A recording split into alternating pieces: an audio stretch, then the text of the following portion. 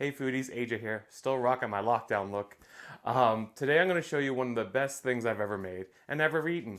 It's pita bread. I mean, who doesn't love bread? Who doesn't love pita? Well, I guess it's pita bread.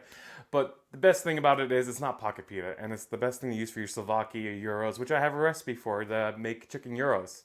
And I'm going to show you a quick and easy way to make one today that doesn't involve sitting and letting it proof for 3 to 4 hours or doing a long sour rise.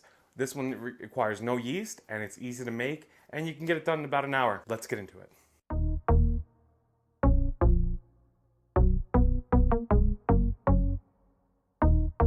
Alright guys, first we're going to start with 100 grams of Greek yogurt. Then we're going to add in our 100 grams of milk. Yes, everything is in grams. I weigh it out for when I bake. It just makes everything easier for you guys when you go to recreate this. Now we're slowly going to mix this together. And then realizing halfway through, a whisk is going to do a better job than a spoon.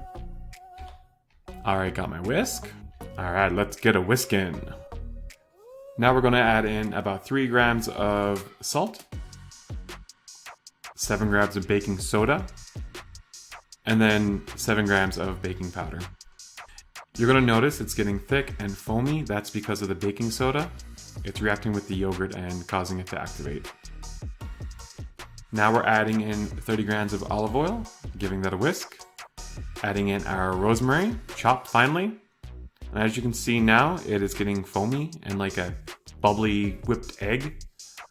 Now we're going to add in 220 grams of flour. But we're not going to put it all in at once. We're going to put most of it in and then add the rest at the end if we need it. And we'll know if we need it if the dough is too sticky and sticking to our hands or to the board. And the reason we're not adding it all in is it depends on the day, the temperature, your elevation. There's so many different factors. And if I just tell you how to add it all in and you're not in the same place, area as me, it could come out completely different. Bring it all together before we start working it with our hands. Alright, that looks about good. Let's put on our glove. And yes, I'm wearing a glove. I like to keep my hands clean. And let's start giving that a work with our hands. Now we're just going to knead this until it all comes together and starts to form a nice looking dough. We're going to use a bit more of our flour and dust our working surface. And we're going to keep kneading this. Just kneading, twist and knead and twist. That's what we do. We'll do this for about 5 minutes until it becomes nice and elastic and springs back and not sticky. Alright, let's roll this into a log shape. And what we're going to do is to cut this into 6 equal portions. We're going to find our happy medium is about right here. And then cut each one of these pieces into 3 individual balls. And you're going to realize I can't eyeball very well, as I got one little tiny piece on the end. Well, we'll just use that for a kid. I don't have a kid. It's homemade, guys. It doesn't matter if it's big, small. It's all going to cook the same, and it's all going to taste amazing. So don't stress about it too much. Alright, we're just going to roll into little balls. You can do that by just placing on the board and rolling it in between your fingers so it's nice and smooth all around. And we're going to place that onto a dusted baking sheet. Now they're all done, we're going to cover this with a towel and let it rest for about 30 minutes just to let the gluten relax. These are not going to double in size because there's no yeast in them. They will get their rise when we cook them. And here we go. Look at these balls. Yeah, that didn't sound right. Alright guys, here's your balls. Here's your dough balls. Yeah, that's better. Alright, we're going to roll out each individual dough ball until we get a nice flat round 6-inch in diameter pita shape.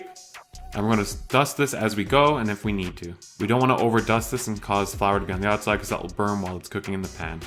Then we're going to add these to a cast iron pan roughly at medium-low temperature so they cook evenly and not burn before the middle's cooked.